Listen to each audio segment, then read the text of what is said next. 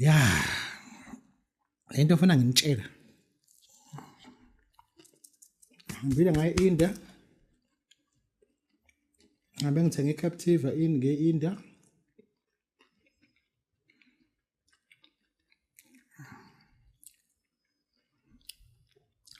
ngavala ngihambe ohlala phesheya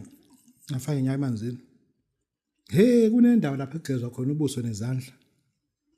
ubuso bakho uma ubugeze laphayana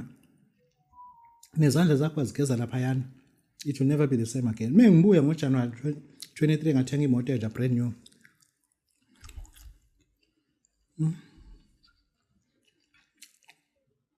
one of my bank accounts ngine credit card mina inemali ongathenga RDP just credit card inemali ongakwazi ukuthenga RDP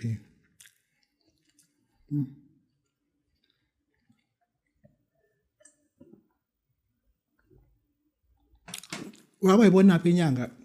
kolwesini inyanga ze-stress kangazifuna abantu shamakhwele yona ihleli idla ukudla kamnandi ngamxosha khona ubaba bengishayele wengikhuluma naye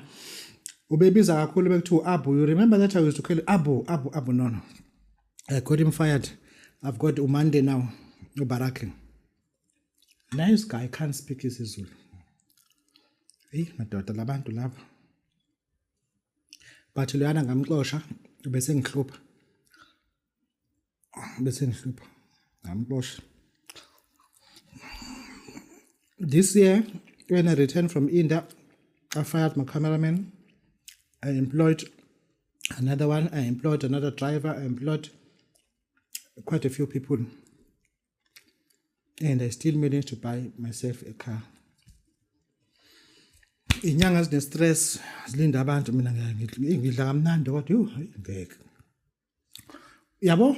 ungabunaka ubukhulu bomkhaba mnaba ubukhulu bukaNkulunkulu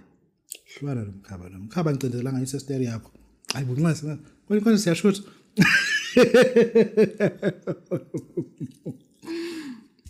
I wish Abu was here. I was gonna laugh.